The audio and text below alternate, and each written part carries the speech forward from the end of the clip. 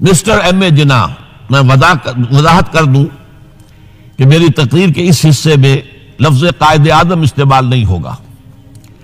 कायदे आजम वो बाद में बने, एक तवील अरसे तक वो मिस्टर M.A. जिन्ना थे। उसकी मैं कुछ थोड़ी सी तशरीह अभी आपके सामने कर दूंगा। तो उस दौर के हवाले से जब बात होगी तो मैं मिस्टर जिन्ना या मिस्टर M.A. जिन्ना कहूंगा, कायदे आजम नहीं।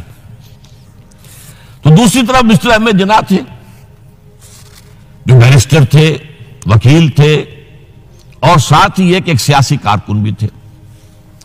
इनकी शख्सियतों के बाद पहलू जो है बहुत दिलचस्प है, बहुत मुख्तसर मैं उनका इशारा कर रहा हूं। दोनों बहुत ही यूं समझिए कि करीबी हम आसर। अल्लामा इकबाल जो है मिस्टर जिन्ना से सिर्फ 10.5 महीने छोटे थे।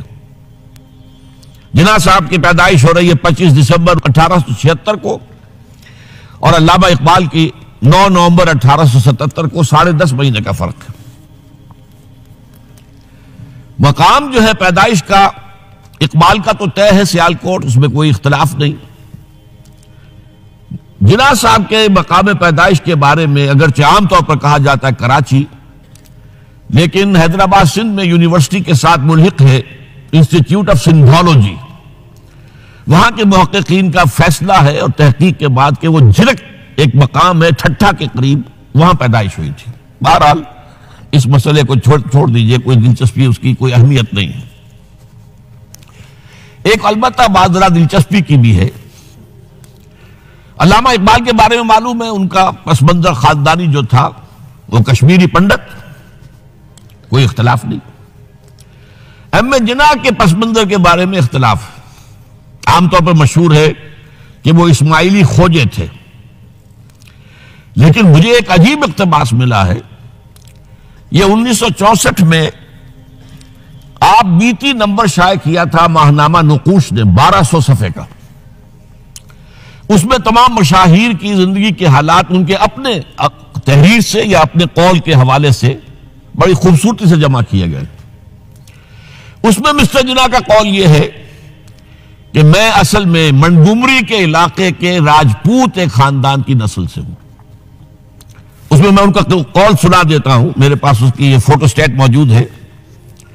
मैं पंजाबी राजपूत हूं, कई पुश्तें गुजरी, मेरे एक जद काठियावाड़ चले गए थे, वहां उन्होंने एक खोजा लड़की से शादी कर ली थी और उन्हीं के खानदान में मिल गए थे। इस वक्त से हम लोग खोजों में शुमार होने लगे। मेरे वो जद जो काठियावाड़ चले गए थे जिला मंडगुमरी के रहने वाले थे। अब इसका हवाला क्या है? यह बात कायदे आजम के मुंह से उस वक्त निकली जब नवाब साहब बागपत ने कहा कि आपका खानदान तो तिजारत पेशा है, फिर आप में यह घनगरज कहां से आई? तो इसके जवाब में कायदे आजम ने फरमाया कि मैं असल में इस्माइली खोजा नहीं हूं, बल्कि मेरी रगों में जो खून है वो राजपूत का है। और इसके रावी है सगीर अहमद अब्बासी, प्राइवेट सेक्रेटरी नवाब साहब छतारी। बहरहाल ये एक दिलचस्पी की बात थी और कोई अहमियत उसकी खास नहीं है। अलबत्ता एक और बात जिसकी अहमियत है, अल्लामा इकबाल के खानदानी असरात में मजहबी रूह, मजहबी जज्बा जो है वो बड़ा गहरा था। उनके वालिद शेख नूर मोहम्मद सूफी मिजाज बुजुर्ग थे। नमाज रोजे की पाबंदी वाले मामला तो था ही 100%, लेकिन उनका मिजाज सूफियाना था। वालदा बहुत नेक।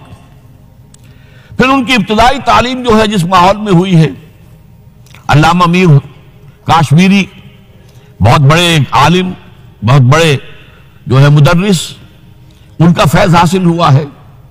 तो ये इकबाल की तरबियत के अंदर, इब्तदाई तरबियत के अंदर मजहब का हिस्सा काफी था।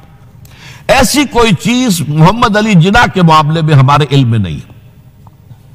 जिन्ना पूंजा इनके वालिद थे और एक आम दर्जे के कारोबारी थे, चमड़े का कारोबार करते थे। लेकिन इसमें शक नहीं कि जहानत, फतानत, मेहनत, मुशक्कत में मोहम्मद अली जिन्ना बहुत आगे था, बहुत आगे था। उसने 16 साल की उम्र में मैट्रिक तो किया, लेकिन फिर जरा गौर कीजिए 20 साल की उम्र में इंग्लिस्तान से बैरिस्ट्री करके वापस आ गया। 20 साल की उम्र में, और आते ही प्रैक्टिस शुरू की कराची में। कराची में प्रैक्टिस नहीं चल सकी, जमी नहीं, तो फिर चले गए बंबई, और बंबई में उनकी प्रैक्टिस जो है वो जम गई। अब यहां से मामला जो आगे का है वो बहुत अहम है। मोहम्मद अली जिन्ना का मिजाज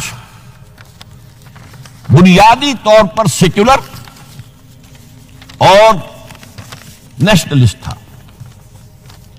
चुनाचे 1906 में जब मुस्लिम लीग कायम हुई है, वो मुस्लिम लीग में शामिल नहीं हुए। उनका कहना यह था कि इसका नस्बुल-ऐन बुलंद नहीं है, इसका मकसद आला नहीं है। ये क्या, ये सिर्फ अपनी जुदागाना नुमाइंदगी के हुसूल पर और अंग्रेज को अपनी वफादारी का यकीन दिलाना, ये कोई ऊंचा नस्बुल-ऐन तो नहीं है। इसके बजाय वो कांग्रेस में थे, और दादा भाई नौरोजी जो सदर था कांग्रेस का, उसके सेक्रेटरी थे। इसके बाद भी 7 बरस तक वो मुस्लिम लीग में शामिल नहीं हुए। 1913 में जब मुस्लिम लीग ने भी खुद इख्तियारी के हुसूल को अपना नस्बुल-ऐन बना दिया, तब मुस्लिम लीग में शामिल हुए, और वो भी मौलाना मोहम्मद अली जौहर के बहुत इसरार पर।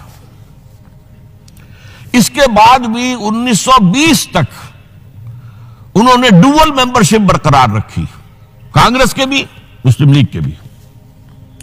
और इस पूरे अरसे में उनका सारा रोल यह था किसी तरह हिंदुओं और मुसलमानों के दरमियान मुसालहत हो जाए, किसी तरह कोई फार्मूला तय हो जाए जो एग्रीड अपॉन हो, जिससे मुसलमानों की तशवीश भी खत्म हो, उन्हें भी कुछ इत्मीनान मिले कि हमारा मुस्तकबिल जो है वो बहुत खतरे में नहीं है, हमें कोई इत्मीनान हासिल हो जाए।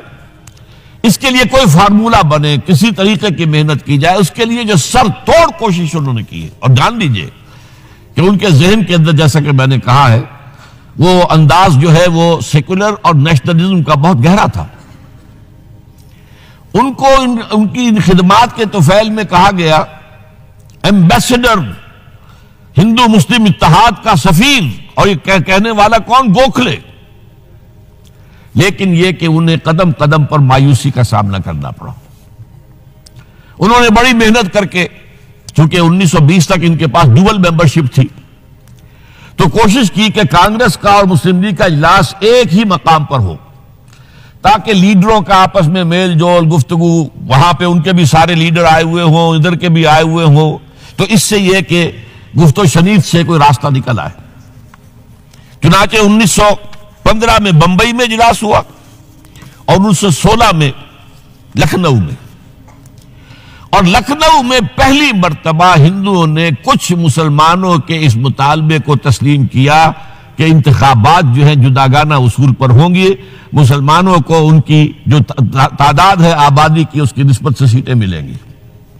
यह जिन्ना की बहुत बड़ी कामयाबी थी। लेकिन इसके पसमंजर में नोट कीजिए, एक और चीज थी बड़ी अहम। सन 1918-19 से एक अजीम तहरीक हिंदुस्तान में शुरू हो चुकी थी, तहरीक खिलाफत। क्योंकि खिलाफत उस्मानिया को खत्म करने के लिए बड़ी साजिशें चल रही थी, यहूदी सरगर्म थे, और बरतानिया के जरिए से वो चाहते थे कि इसको जो है वो खत्म किया जाए, खिलाफत को। उस वक्त हिंदू मुसलमान एक हो गए थे। गांधी खिलाफत की तहरीक में शरीक हुआ, हालांकि कहां गांधी, कहां खिलाफत, क्या उनमें रिश्ता क्या है।